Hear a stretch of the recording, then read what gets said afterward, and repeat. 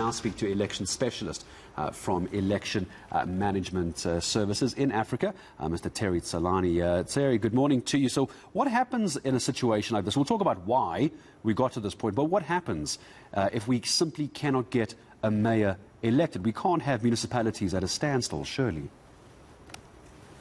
Good morning to you and to your viewers.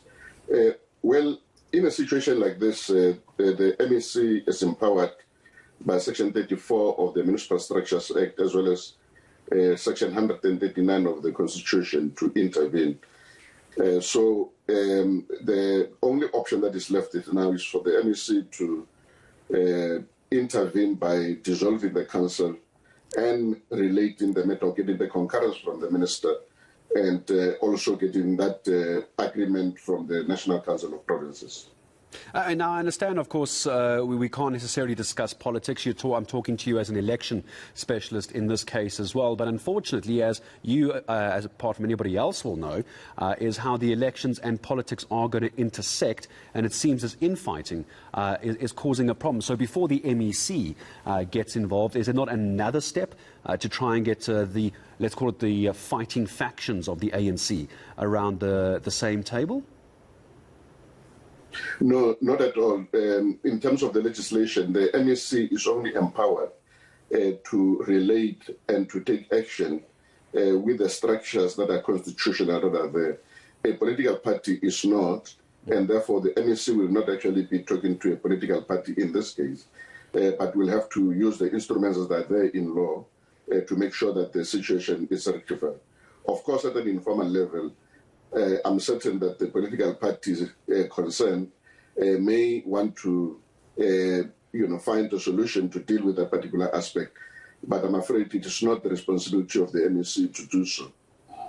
And I suppose the problem as well, Terry, is that this municipality is basically at a standstill. No one can make any decisions. No budgets can be passed in this Ray Nkonyeni Local Municipality. So those who voted in that area, in that municipality 3 months ago, they're still waiting for service delivery, aren't they? Nothing's happened.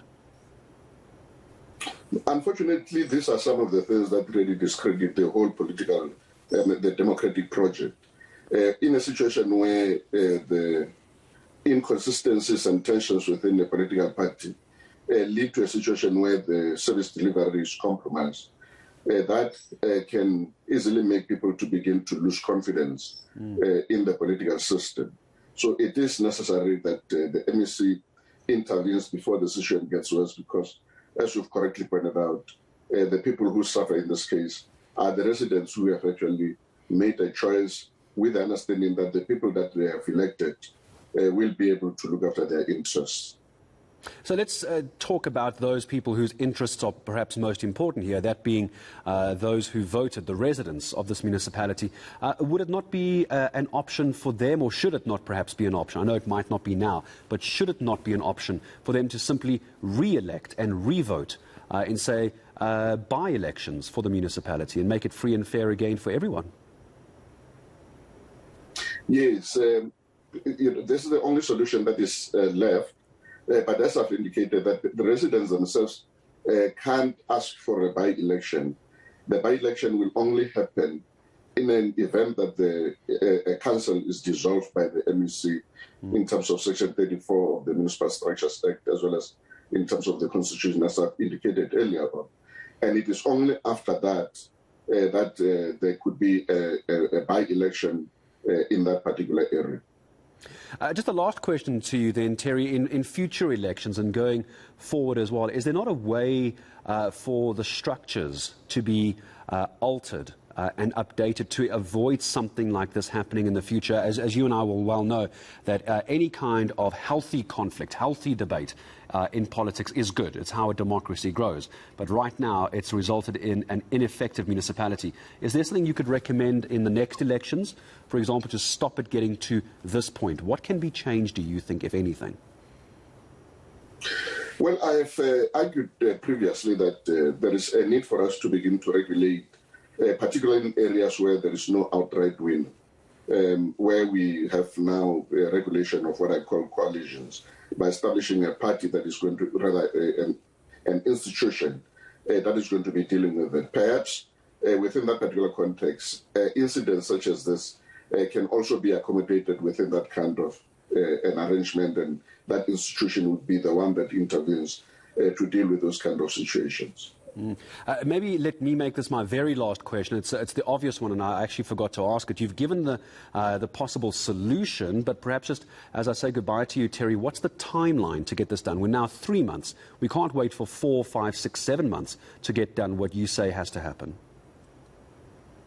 In fact, in terms of the law, a council is supposed to have been constituted within 14 days after the elections. So this would actually put the date as the 23rd of November. And now we are in January, and the only solution that is left is for the MEC now to intervene and not to wait any further to make sure that the residents of this municipality are not disadvantaged.